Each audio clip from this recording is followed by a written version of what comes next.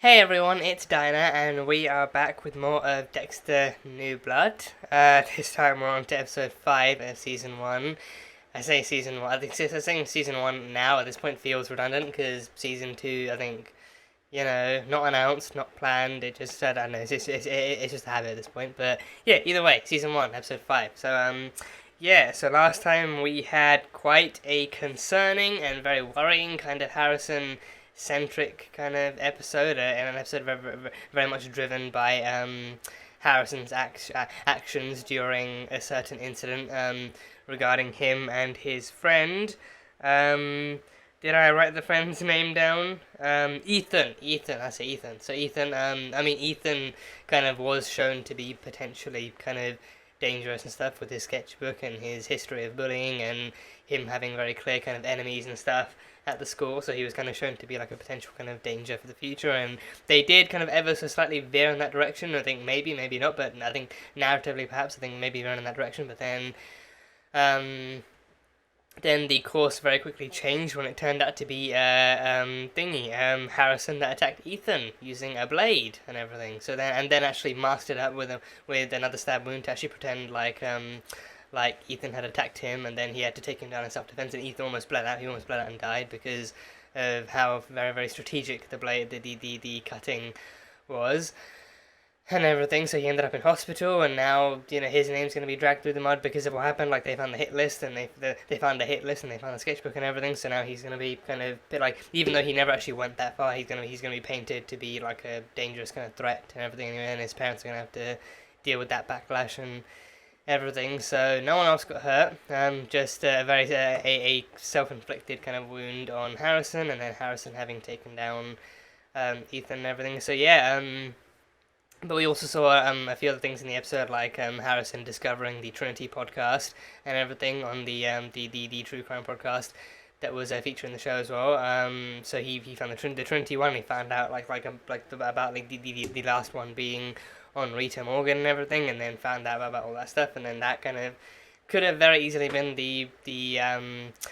how does the saying go? Like the straw that broke the camel's back, is that it? Or like the hump that broke the camel? Not the hump, I think it is the straw, right? Because if you had one more straw and it's all too much, then it breaks. So yeah, I think the straw that broke the camel's back, if that's how you put it. But yeah, I think that kind of led him down the path to actually kind of potentially exploring his Dark Passenger a bit more, because then Dexter went back with Obi-Wan, or even maybe just hallucination Deborah in his mind and everything. He went back and he investigated the crime scene, and then found out that the spatter patterns didn't quite match out as to how Harrison initially described the incident. So then he found out that it was actually Harrison who struck up first in an actual kind of attacking kind of state, and then he stabbed himself to try and make it look like it was actually self-defense and everything. So Ethan's kind of injury had to come first, and he had to crawl away and stuff as he was bleeding, and then Harrison had to cover it up using a self-defense wound. So yes, and he discovered that, and then his concern towards Harrison kind of lying and not telling the whole truth about the incident kind of showed up, and then the episode ended with him actually investigating and kind of perusing around Harrison's kind of makeshift room, and then finding a hidden kind of razor blade and everything that the exact kind that Trinity would have used to do his stuff and everything. So yeah, born in blood, like father, like son. So now Harrison's got a taste, and he's he hasn't killed, but he's definitely attacked, and the attack that he used very easily could have killed Ethan too. So that alone is enough for Dexter to start worrying and to start thinking that his son might be on the verge of being a potential kind of serial killer of some kind. So yeah, I think it's going to be interesting seeing how he moves forward. Now he's made that discovery too. I mean, it's going to be interesting seeing if he actually does confront Harrison head on, because if he does, then him and Harrison are already kind of half and half on like a rocky kind of on a rocky journey with each other, given what their past is like. So then if he now confronts him head on, especially after having investigated his room and his stuff as well, then like him invading Harrison's privacy can be one thing, but then him also using that to then confront Harrison and accuse him and stuff. There's no telling if Harrison might actually give in and tell him what happened, or if he might actually just kind of cover it up and kind of lash out at Dexter and call him a whatever. So yeah, we can only wait and see. So yeah, that stuff happened.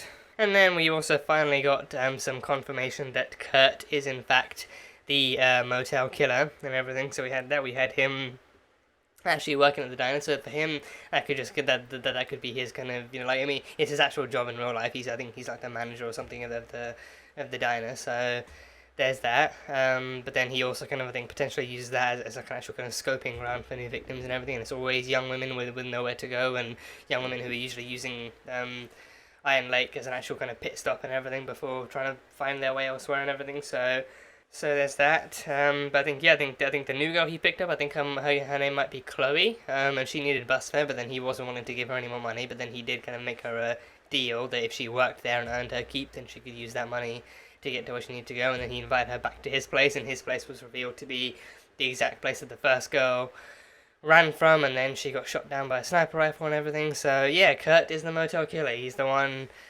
hunting young women in Iron Lake and everything. So yeah, God knows what he is actually doing, or how long he's been doing. Like, the backstory to those activities has not been revealed yet, all in due time. But it will be interesting seeing how that parallels up with Matt's kind of stories about how he claims his dad was never around and he had a rough childhood, and that led to himself kind of being careless and reckless and just being like a general kind of shitbag to the people around him and everything. So it's going to be interesting seeing exactly like where that comes from, if that comes from anywhere or anything. So yeah, should be fun. But yeah, I think for now, I think besides some other kind of tidbits and everything, that's pretty much most, if not all, of what I've picked up from the last episode. So on to episode number 5 of Dexter: New Blood. Let's go. What do you want from me? I just ask humbly that you pay it forward. Is she not going to question that? Like stairs leading down lead to a really eerily nice motel room. Shower in there? Yeah, Like, you can see the stairs at the end of the hall, like a hallway with one room. Yeah, I one am room. definitely paying it forward. Like, none of this So much. ticks My her off pleasure, right now. Really. Oh, it's happening. Oh, this is happening. This is happening. The first time I got robbed, they took everything. The next time, I was ready. That's a good cover, can't lie. That's a pretty good cover. You're the one living a lie, Jim. That went about as well as I think any of us could have expected. Is it cool if I meet them? It's a school night. It's Friday. Oh, come on. I'll make sure she's home by 11. Absolutely. Of course, No, the grandma episode. supports it, yeah. You're welcome, KRD. Ah, okay. It's fine. Welcome to the Kill List party. What? Written invitation only. Oh, it's only people on the hit list. People who would have been... Everybody in here is alive because of you. Oh, people he prevented from dying. Wow. It's that exclusive party, only those... That is... I want to say fucked up. I want to say that's fucked up. Always that same fucking song. That's the same song he plays when he's doing his shit. That's the same song he plays when he was dissecting the putting the tubes in the bodies and all that kind of stuff. When he's doing the motel killer stuff. Was it the podcast I saw? I mean, I get it. Maybe not everyone thinks serial killers are funny. Is that the point of True Crime Podcast? Really? How did they get his list? Maybe someone has access to our mom's police station? Hey, odds. Audrey, you did not photocopy the pages. Oh no, she took pictures. She took pictures of the pages when she was in the evidence room last episode. You saved my fucking life. You and almost everyone else here. No phones. And I have a little present for you. It's ecstasy. We're all 2 pills deep already. Ecstasy Harrison. Has he ever taken drugs? With his streets background, has he ever taken drugs? Is ecstasy like a euphoria drug? Or like a carefreeness kind of drug? Carbon H. Right here. So I'll H? always remember my hero. No, wait, no. Carve it into her foot? Harrison, no. Harrison, no. Holy shit, are you okay? Oh, it hurts. Oh, blood. What? Why would you even want him to do that? That is...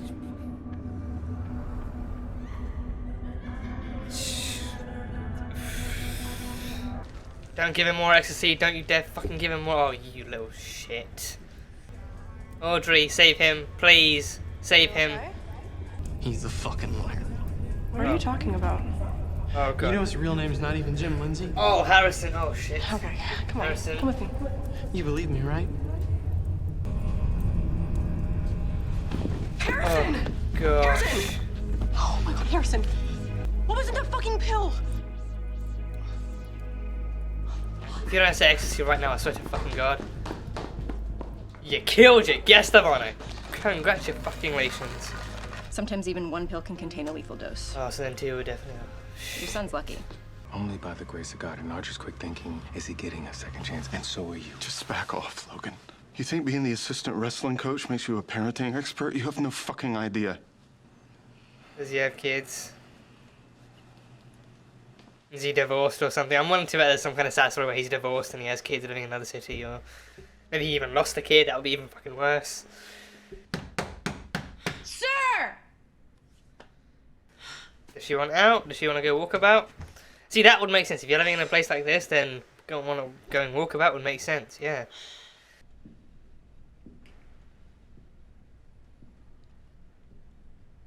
Footsteps. Has she been given any chocolate, any dodgy chocolate and champagne? Has she been given any of that stuff? You're already dead. She already sees this. She sees this. Yeah. Oh gosh. Can this one survive, please? Can she survive at least? Can she be the first survivor? No breakfast. Oh, in the trash of all places. Really, can I just set it aside for later? Really? Oh, sure. There's some ketamine in the back. Just help yourself. I'll bill you later. Ketamine. I mean, I've heard of it before, but I keep forgetting what it actually is. Is it like sleeping agent, paralyzing agent, and plastic sheets? He wants to get the street dealer off the streets. How many you got? Oh, jeez. Oh, he's gonna fall right for it. Follow me outside. He's gonna fall right for it. Like luring a fish into a barrel.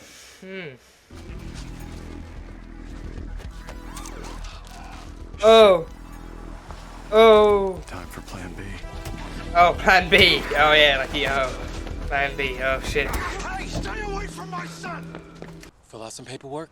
We'll be done by lunch, and you can get back home to Harrison. He's not gonna get taken out for, like, assault or anything, is he? Yeah, I mean, the guy might report he stuck something in his neck. There's gonna be a syringe. Oh, the syringe definitely went in. He just didn't get the chance to actually inject. Oh, this is it. Law enforcement conference. Miami Metro Homicide Captain Angel Batista. Angel!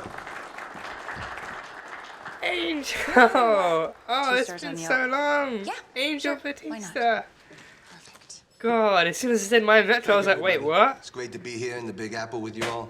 Oh. Colder than what I'm used to, but Oh, God, so close, yet so far apart. Oh, gosh.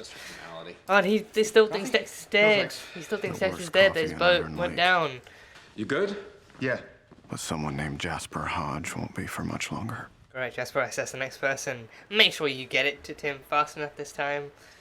You know, but also, again, the day arrived, so even if he did get it all in, they would still be there. So. It means the world. Good. Clock that at 69. Pine top lane. 26. Even 26. Not 69. 26. Pine top lane. Boom.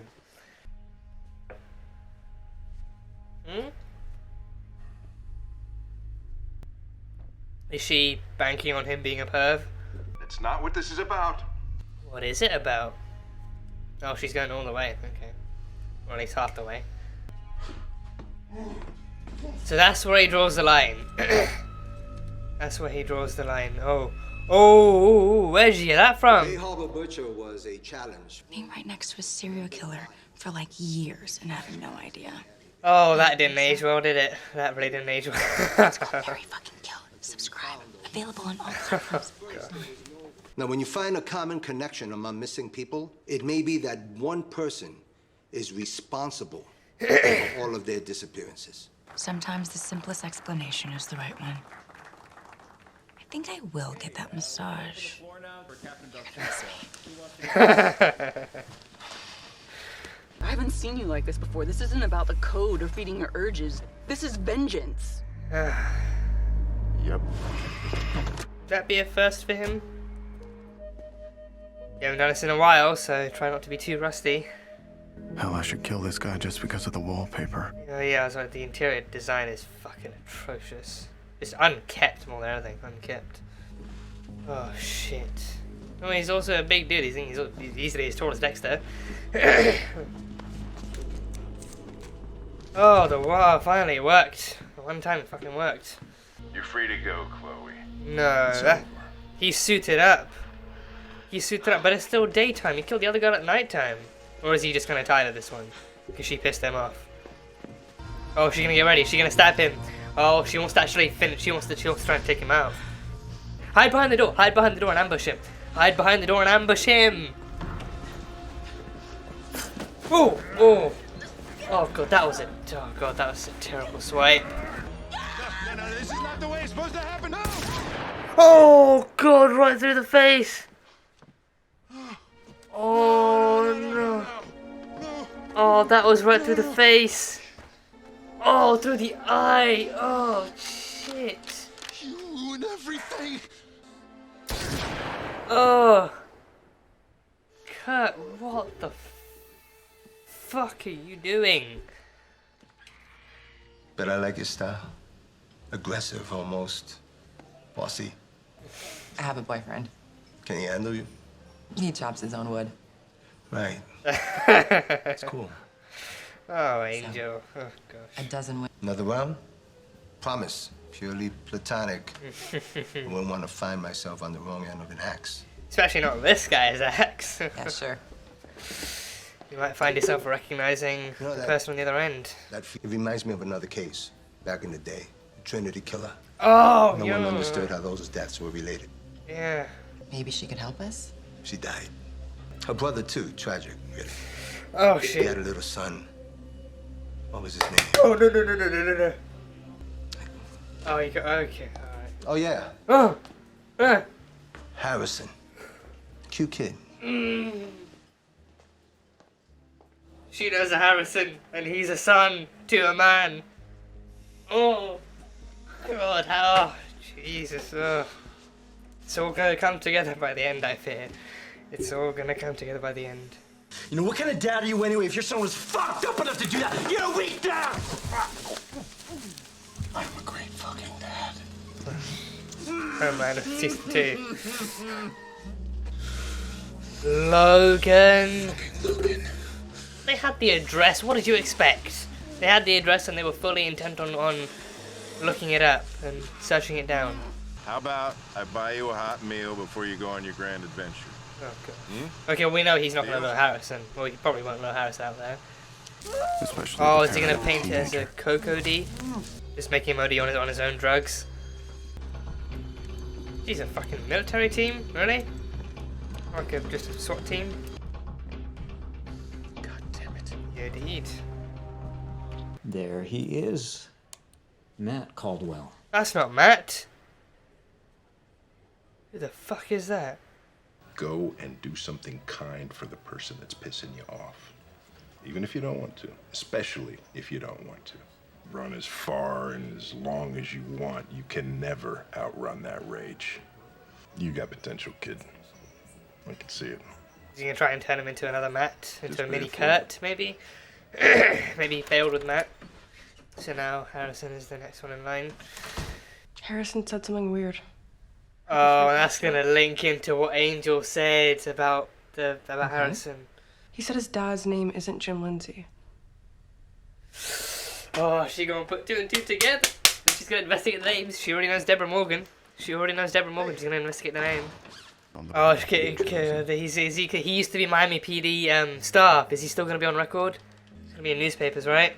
Dexter Morgan or Deborah Morgan? Cut that thread. Obituaries, Dexter Morgan. Ah, there's that mug. There's that age-old mug. Oh, jeez. Jeez Louise, that was a good one. Yeah, oh, so that ending alone. So that raises some questions, and that raises some very, very possible routes we can go down in the next episode. So yeah, now now Angela officially Angela officially knows, and I think that's like an official record of like official like legal name and legal information too. So Dexter did in fact end up in the obituaries and everything, because I think his like the story was his boat went down and he drowned in the ocean too. I mean, I can't help but wonder if they ever connected that. I think because like he did dump Deb's body in the ocean, so like, I mean, like in his case, I feel like it would be like, you know, missing, presumed dead, or like at least like if his boat went down in the middle of that storm, then chances are Occam's razor, he likely drowned and stuff. But then they never really found a body, presumably, or like they never looked for one, or they couldn't find one. But then like they could only find Deb's body, but maybe his one was lost to the winds or lost to the ocean or something else. But yeah, but then I think that makes me wonder, like, if they would ever question why his boat went down, and like if they did find her body, then like, you know, like why his boat would have gone down in the same place that they found her body. Like maybe if there was like ever so slightly foul play at work there, but I don't know. But either way, I think I think his reveal is easily the most important one there, because he's still alive now. Deborah's already gone, she's dead, but he's still alive. So yeah, so Angela finds out that a man with Jim Lindsay's face, who supposedly died 10 years ago, was in the obituaries, and he had like a whole different name and everything. And to make matters worse, I think even then Audrey said that before he passed out from the OD, Harrison even told her that Jim Lindsay isn't his dad's real name, and then she, in the moment too, she said she believed him. So she believed him enough to literally have that information stick around in her head for, you know, for long enough. So then that information was the key. That info was the key. Like, Harrison said, you know, and Harrison, like that being the key too. Like, I'll get to that stuff soon. That really surprising stuff soon. All the different name drops and all the different kind of key references and everything, all the kind of little links kind of finally activating her and pushing her towards looking up. I think Deborah Morgan might be the name that she looks for and everything, because then that's who died, and then Harrison maybe. But then she finds out that there's a third Morgan, that's Dexter, and then she sees the face, and then she just has to get a copy of that. So yeah, so that's so last ending we got was Dexter finally getting the information he needed to finally confront Harrison, which we saw how that went. So next episode, I mean, I kind of can't help but wonder if Angela might confront him straight away. Like, 'cause I think with this one, with Harrison, I think Dexter was arguably more concerned. I mean, not that this isn't even bigger, but then Dexter was arguably slightly more concerned towards Harrison and stuff, and I think Angela may well be concerned towards Dexter, and I think more so because, again, like a guy with his face who supposedly died 10 years ago is now alive and well in Iron Lake under the name of Jim Lindsay, so and everything. So she's gonna have questions. She's gonna have so many questions, and Harrison's the one name that she knows that hasn't been changed. Like, the kid living with Dexter now still calls him Harrison and everything, and she knows that he's his son. But then there's also a Harrison who is also Dexter's son. So then if she looks up if she does more investigating to get her facts straight too, so then maybe she actually investigates Harrison too and finds out that he's actually the Harrison Morgan of Dexter's way back when, 10 years later, would actually be age appropriate to Harrison now. So then she finds out he's Harrison Morgan, so then she kind of comes out with him, and then she looks up Deborah as well, finds out what that was, and then she actually does approach him, and then at that point it's like Deborah finding out that Dexter's the Bay Harbor Butcher all over again. Like she had her suspicions and everything, and then she saw him kill, and then, you know, he tried to push it under the rug and all that kind of stuff, and then she finally ransacked his apartment and found his toolkit and everything else, and finally confronted him and everything. So I'm willing to bet. I think that would be even cooler too. Like if that was like another ending we got. I mean, I don't want to think too far ahead and think about how it might be structured, but I think it would be cool if that was an ending too, where I think maybe like a scene where she says nothing, but then she just actually ends up like taking out a door, like visiting him one day, or even calling him over to her, taking out a folder, just like putting paper out after paper, and then it's just full of like his kind of family history and stuff, and she's just like, want to explain what the fuck this is, and then, you know, cue investigation and confrontation number 2. So yeah, Angela is finally on the precipice of a whole new discovery sitting right under her nose. So yeah, I can only hope she actually has the stomach to actually handle this and to, you know, go through it all, and God knows what it's going to be like coming out the other side. So there's that. And then yeah, we had Angela, and I'm pretty sure the girl who runs the true crime podcasting. I think pretty sure her name is Molly. Pretty sure. They both actually went out of town to New York and then went to like a conference. I mean, they were initially going for like to actually track down the credit card pinging at the hotel and everything. But then they did get to that. But yeah, no. But then I think as like a little kind of side questy type thing that also was beneficial for her, they went to a law enforcement conference in New York, guest hosted by none other than Miami Metro PD's very own Angel Batista. My God, that is a cameo I never would have seen. I never thought they would try and reconnect this back to the original series, and I never thought that they'd actually bring in any kind of face that we recognize or anything, you know. That was just, oh gosh. As soon as it said Miami Metro PD, I was like, Miami Metro. Wait, that was the police department from the original series. From the original series, that's where Dexter worked. And the Miami Metro PD, I was like, oh shit, wait, Miami Metro. Wait, what? And then they said Angel Batista, and I was like, I mean, you saw the reaction. No need for me to react to reenact my own emotions. You saw the reaction before this, but yeah, that one. Caught me by total surprise. That was a very like a very surprising and very welcomely surprising little cameo from them. Angel Batista, David Zayas back as Angel Batista. I want to say he hasn't aged a day, but he very clearly has. But I think he's also aged pretty well. He's actually aged like really pretty well, and I think very very accurately too. So, you know, 10 years later, I mean, 10 years later, he's not gonna look that much older, but still, he's aged like realistically well. So it was really cool to see him back here too. So he's don't have to mention. I think wasn't he meant to be captain or something? Was he meant to be captain or like I can't remember. I vaguely remember. I can't remember if the promotion was for him or for Deb. Like if he was offering Deb a promotion before she got shot by Daniel. I can't remember if the promotion was on her hands or because he was inviting her back. I remember he was inviting Deborah back, and I think she might have taken up the offer in the end. But I still can't remember if he was up for a promotion or for being captain or like how that whole side of the series went. So there was that, but I think can't remember if they actually mentioned his position either. I think they just said like all the way from Miami Metro PD, Angel Batista. I can't remember if they actually said he was captain or chief or whatever. So so yeah, but either way, Angel Batista after all these years. So that must have been like a really cool kind of returning face to get to. Would have been so cool if we had the duo. If we had Batista and assuming he still works there, because there's no telling exactly who works there anymore. I mean, Batista was the one they got that was confirmed, but no telling if Quinn or Masuka or I think the other woman who worked with Quinn as well. No telling if all the same people actually work at Miami Metro anymore, so there's that. But either way, Batista was cool. Batista was really cool. So he was there, and he talked about the Bay Harbor Butcher case and all that kind of stuff. And then Molly mentioned having the Bay Harbor Butcher case on her podcast too, and how they thought like a cop did it and everything. So that was really cool. And then Angela approached Angel about the Runaways case that she was investigating and everything, and all the intel that she had and everything. And then he had the audacity to hit. I mean, granted, he didn't know she was not single or anything, so there was that. But then but I think even his retort to her saying like, you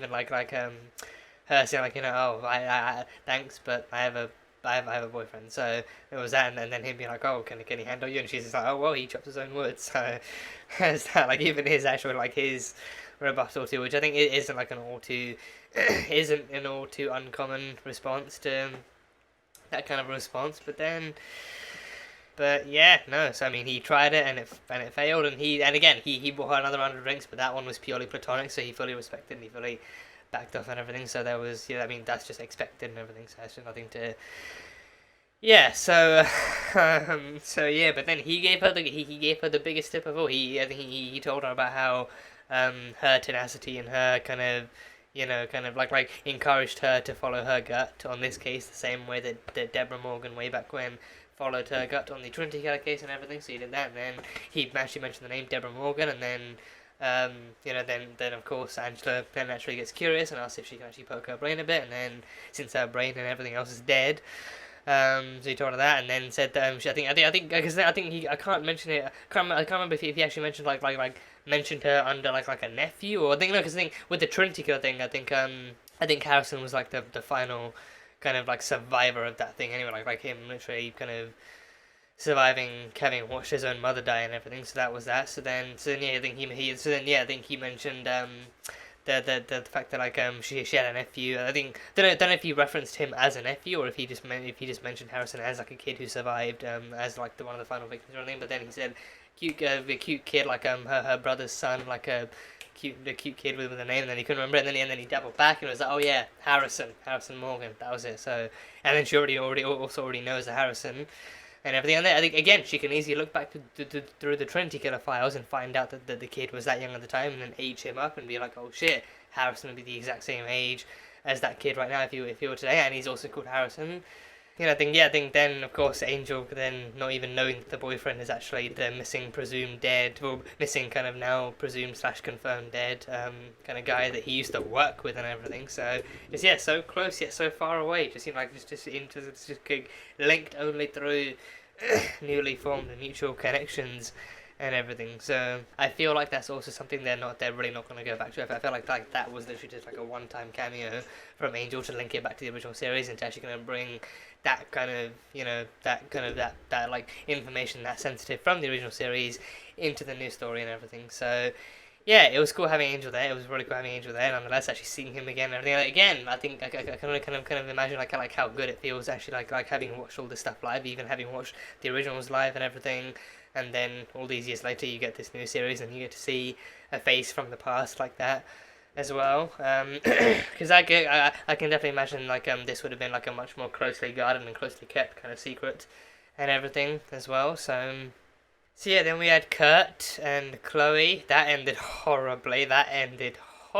I was so badly hoping she could be the one that actually lives and survives, and I think we can kind of guess he never was going to let her go. Like, he had the gun in his hand the whole time. He obviously was never going to let her go, because then she would obviously report him in or give him away or something. So he had like a lot to risk there, but he fully never kind of like expected her to actually run full force ahead of the gun and everything. And yeah, I mean, I feel like there's plenty of time for him to I think he hesitated. He actively hesitated too, but then right until she got like right up ahead of him, he actually kind of then, as a reflex, lifted the gun and shot again, and then that just was clean enough to go right through her face, like through her eye and everything. That was just a gosh. As soon as as soon as she started running, I was like, okay, this could either go really, really luckily well, or this I think did like more likely this just has to go really, really badly, and then it did. So at the end, I think I'm pretty sure like fight or flight kicked in. Like she can either fight him or she can literally fly. But then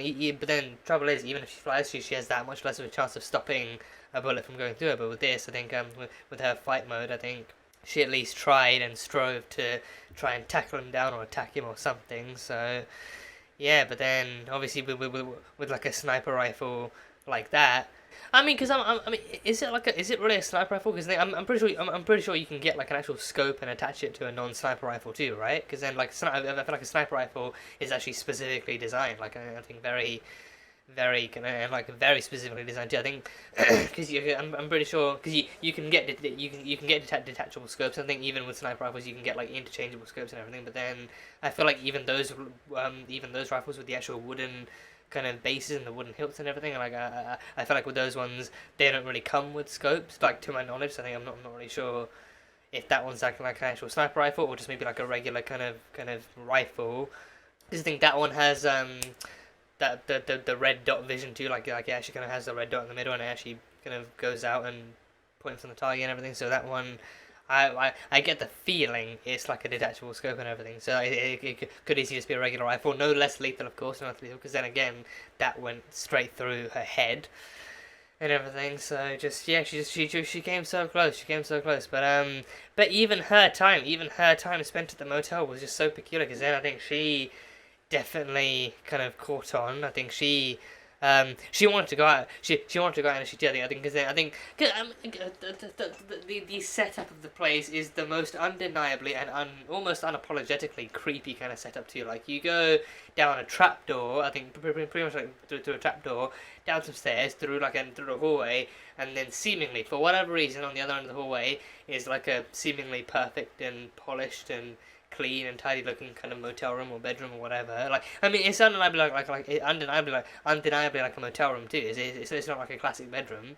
It looks like a motel room. So I don't know how you wouldn't question more stuff as you got in. But then I think seemingly like for her, the breaking point was actually knocking on the door and then like not being let out and everything. And then she actually heard the footsteps up above and everything. And then she saw the camera in the corner with the "You're already dead" caption. So with how much more dialogue she was given and how much more she was actually kind of actively fighting back and just not going according, like making things not go according to Kurt's plan too, I felt like, oh, maybe this one might be the first one we get that actually survives and everything, but no, nothing like that. So, and then of course for her, plan B was to coax him. Maybe it was to coax him because I think, I mean, again, that kind of a setup too, and then of course finding the camera there too, finding a camera where she can't see him but he can see her. That kind of a setup, obviously, in that context would be like, oh, so maybe then she just assumes or thinks that he's a perv, and then she coaxes him into kind of watching and coming down as she takes her clothes off and everything, all seductively. So yeah, but then apparently no, I think he can even talk to her too. He has like the mute, the mic mute button and everything, where he can actually kind of talk to her and stuff, and then he even tells her, you know, like that's not what this is about. So then, obviously, begs the question, what is it about? Because I think even with the first girl, I think he gave her the champagne chocolate. I think he never actively gave Chloe the champagne or the chocolate. I think like he never gave her anything to get her sick or to get her kind of drugged or tampered or anything. So yeah, but the last girl, I think with the last girl, it probably went more procedure, like more along with his kind of twisted kind of procedure than anything else. Like he gave her the chocolate, she puked and was tired and everything, and then he let her out at night. He let her out at night. He let her out at night, and then tagged her down and shot her down and everything. So that was that. But I think with Chloe, she actively discovered like the more twisted stuff that could be going on there, and then tried to use it to her advantage too. So there was that, and then she got like a piece of broken glass from somewhere, and she broke him out in the bathroom or something. But then she got broken glass and tried to stab him. But I think to me, better plan would have been hiding behind the door. Well, I think because I think the door did open like to an easily kind of hideable kind of spot too. So then hiding behind the door and stuff, and then or even like hiding kind of in a corner or something, and then actually lunging at him. Because then she attacked him head on. She like even in that case she attacked him head on, and he saw her coming, and then there's like nothing more than like a scratch to the face and everything. So that didn't work. But even then, he was there to take her out and to actually kind of watch her run before shooting her. But then that one was in broad daylight. I think that one was actively in broad daylight where anyone could have seen, and like even more obviously then more people are actually out and about on the streets and on the roads at night in the daytime too. So more chances of actually hearing, because I think he got very lucky that Jim actively thought that last time he got lucky that Jim actively thought that some other hunter was out there shooting down animals, so then Jim just ran off and ignored it. So then, but with this one, I mean, again, it's still hunting ground, so maybe, Jim and Matt were still hunting in the daytime in the first episode, so there was that. That still happened, but I don't know, so then he pulled her out and then forced her to run, and then she chose fight or flight, and then died, and so then again, I think it begs the question, like, what is this about then? Because then he's luring these girls back with the kind of under the pretense of actually earning their keep in order to actually kind of, find their way home and everything. But then that's not what he's doing. He's keeping them there. He's, poisoning them, and then he's taking them out and just chasing them down like animals and everything. So so he's not interested in being like a sex criminal, which I think is just like that's at least like the one kind of half good thing going on here. But then he's still actively harming them. He's abducting them, he's keeping them trapped, and then he's releasing them out at night with no, like, obviously with no protection whatsoever, and then he's killing them. A twisted future and a twisted kind of procedure he's got here. So I think his backstory is kind of ever kind of present and ever kind of needed and everything to actually understand what the fuck's going on here and why he's doing what he's doing. So, and then yes, I think the hotel stuff in New York too. So there was a mystery man that definitely wasn't Kurt Caldwell. He's like a couple of decades at least too old to be Matt. But he's seemingly, because I think from the get-go, like his card's actually pinging in New York, like actually being confirmed to be pinging in New York. Still seems shady to me. Like, okay, so then who has Matt's cards? Why do they have Matt's cards? Why are they using Matt's cards and everything? Making me wonder if it actually does really link back to Kurt.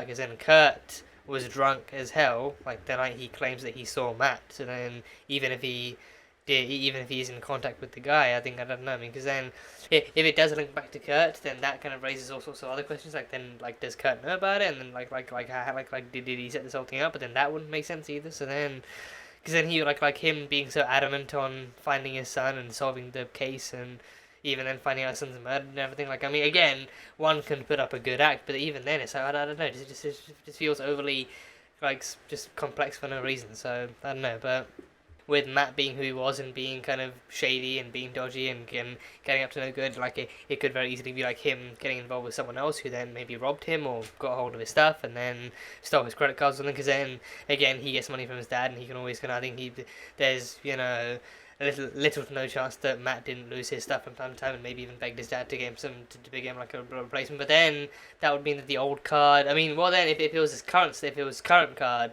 then maybe that makes sense. But I don't know. Either way, that happened. So Matt's kind of stuff dinged in New York, and then so some other guy checked out as him. So either it's a stolen thing, and this really isn't going to be all too shady, or it's actually something far more sinister, and it's a connection that both Matt and Kurt had, or at least something that Kurt knew about and didn't do anything about. So.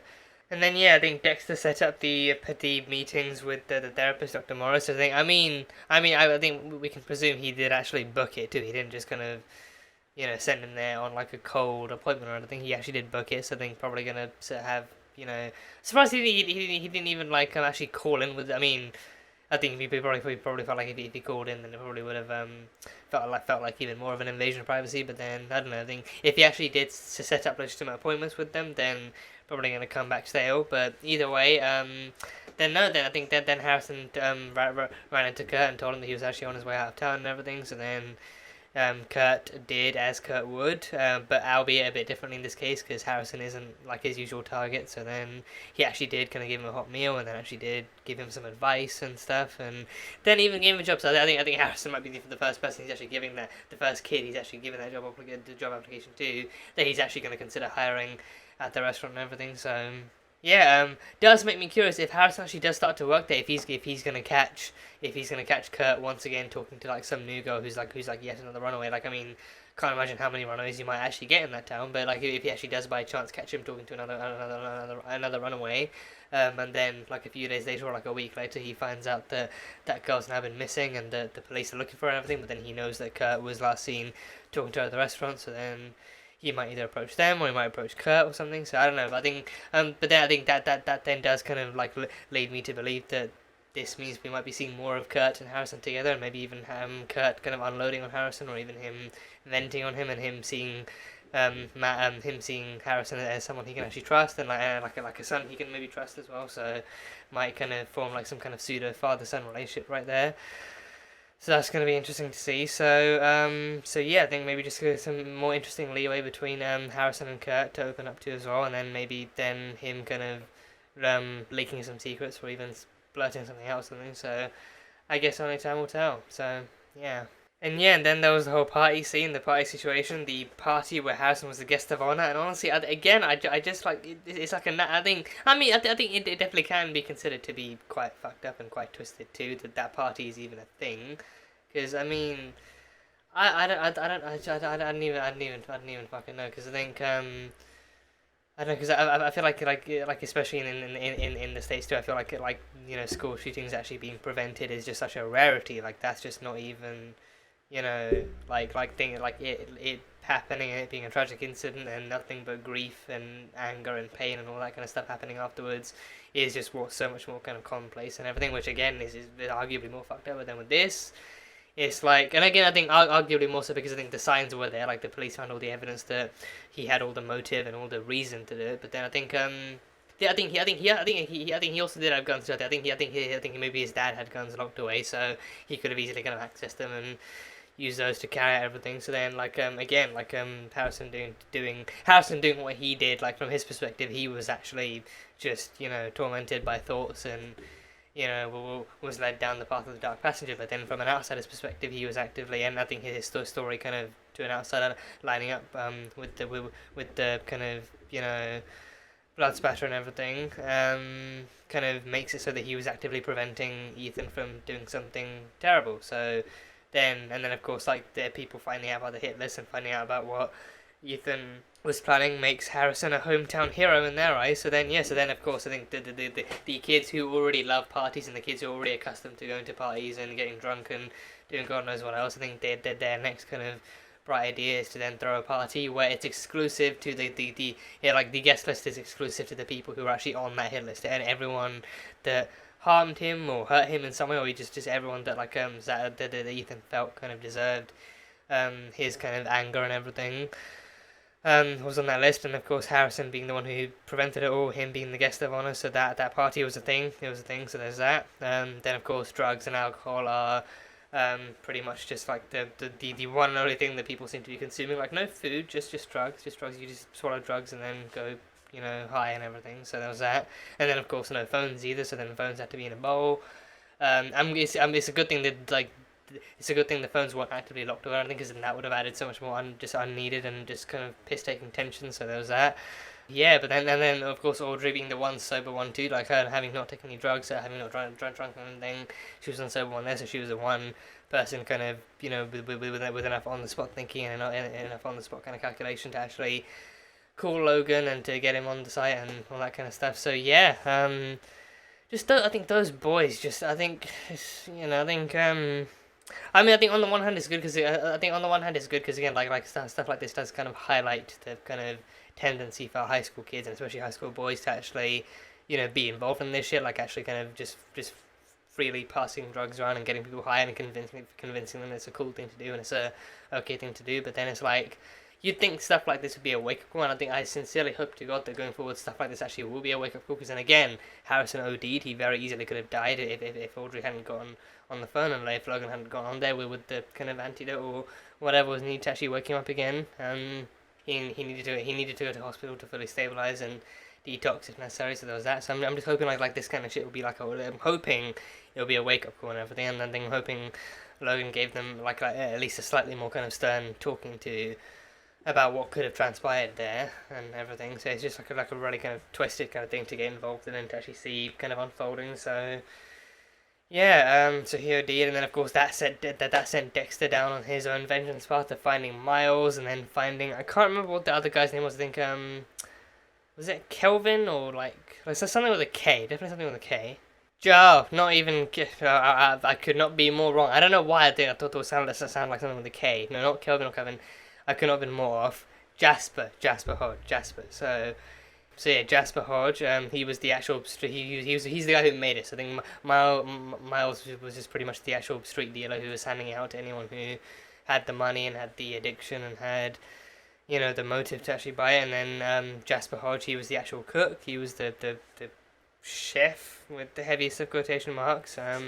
He was actually making the drugs out of his own fucking house and everything. So it was him, and he was no better himself. He was actively relying on vulnerable young kids and just people just kind of being like addictive and being kind of vulnerable and being addictive enough to actually kind of keep going back for more until they OD'd or something, and just relying on vulnerable teenagers being stupid and making stupid decisions and all that kind of stuff. So he was just like a fucking asshole in general. So yeah, he was the one guy then Dexter came close to actually killing him the way he wanted to, but then Logan was waiting outside for the backup to come, and the backup did come, so then in that time he had to improvise and put the clothes back on him, but then OD him on his own stuff. I think it looked like coke, because I'm pretty sure like coke usually comes in like actual wrapped up kind of packages and little kind of blocks like that, and the white powder seems very reminiscent of cocaine. So God knows what he actually did kind of cook up in that house too. I think I'm pretty sure it wasn't just kind of fentanyl or fake oxy or whatever. Like I think knowing him and knowing the kitchen he ran out of, I think he could easily make a multitude of different drugs and everything. So yeah, so he OD'd him likely on a bunch of his own homemade stuff. So taste of his own medicine, so to speak, and then dressed him up and left him nice and neat for the cops to find and everything. So yeah, that's Jasper Hodge's case tied and closed down, so there's that. And then Miles kind of let go with like a single black eye and everything. So yeah, so I think probably knowing Miles, he probably with Miles, I think that they likely could actually charge him with intent to distribute and all that kind of stuff, like similar stuff to Zach as well. So because he did say to Zach, like, you know, he did threaten him with intent to distribute and everything. So I think he has like proof that Miles is actually the one who sold to Zach and has been sent to countless other people too. And there's actually a list of 18 people dead because they've OD'd on the drugs that Miles has actually sold to them to, and even referenced Harrison being like a potential 19th too, albeit with like a more fiery vengeance to it too, like him actively kind of being in pain too. And actually that reminds me of the actual the conversation from the hospital too, like him actually trying to like Logan actually trying to console Dexter, and Dexter just kind of being more and more kind of aggravated by it, and him being like, you are a coach, you're not a parent, so you don't get to tell me, you don't get to give me advice or anything like that, you're not a parent. And then that reaction from Logan seems to indicate otherwise. Like, I think so. Then I think that kind of raises the question. I mean, then my immediate reaction then was like, okay, maybe he's actually lost his kid in some way. So maybe he's divorced and his kids live with his partner or something, or maybe he's actually lost a kid to drug related crime, or maybe he's actually lost a kid to death in general or something. So he's clearly coming from a place where he actually was a father. So, you know, because I mean, with the reaction he had, I think that seemed to be the most kind of obvious thing. But yeah, I don't know, maybe that reveal might come at some other point, but I don't know. Either way, so that was the case of the drug hunt and everything, so that happened. And yeah, I think even Dexter actually kind of Dexter like addressing the like even like Deborah in Dexter's head actually addressing the this wasn't just about putting a criminal down, this was about vengeance, because then he very nearly lost Harrison to this guy's kind of business in selling and producing drugs and everything. So this was directly about vengeance, about making sure that this didn't happen to anyone else's kids, but then also wouldn't happen to his own kid ever again. So this is about vengeance. I think in the original season, in the original series, I'm pretty sure he's had like a few bouts and a few kind of little kind of dolts of vengeance here and there when he has killed. I feel like the final kill he ever had, like with at least the final criminal kill he ever had with Daniel, because of how far Daniel had gone. Like he'd killed Evelyn, he'd killed his own mother right in front of Dexter, and then he'd also been responsible for Deborah going into the critical condition that she did. And everything. So with the Daniel, he just kind of Daniel Vogel had pushed the line too far and everything. And I feel like again, I think throughout the series, I think there have been people who have actually provoked enough of like a reaction from Dexter, from their continued killing and from their continued kind of mindsets and everything, that I think like a little bit of vengeance can be applied like in equal measure too. And I think especially when they've hit kind of close to home and everything, I think it's become even more personal and even more powerful for him to do what he has to do. But with this one, he actively very nearly lost Harrison. I think when you kind of put it more into perspective too, like 10 years later, his son actually finds him again, even after he's lost so much. So then he kind of definitely feels the need to protect Harrison all the more, and you know, even kind of like trying to protect him from the world of crime too. So that's very much like a wish that he has. So yeah, I think, but that I think maybe then like them kind of outlining that this act of kind of vengeance killing is actually stronger than anything he's had before, because it's been so long, and because he's actually getting back into the groove of it now too, and now he feels even stronger about it, and especially towards Harrison too. So yeah, I think that outlining that actually kind of makes sense. So yeah.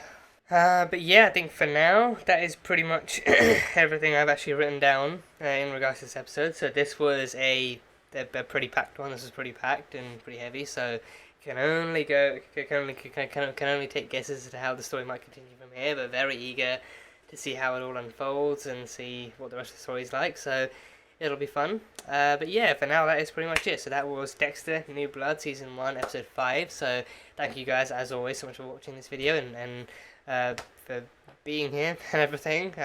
If you guys enjoyed it, then feel free to leave a like and comment on what you thought of the episode and what your thoughts are for the coming ones and all that kind of good stuff. For those interested, the full length reaction will be over on Patreon, so you can go check that over there. And yeah, that is pretty much it. So until the next time, bye for now.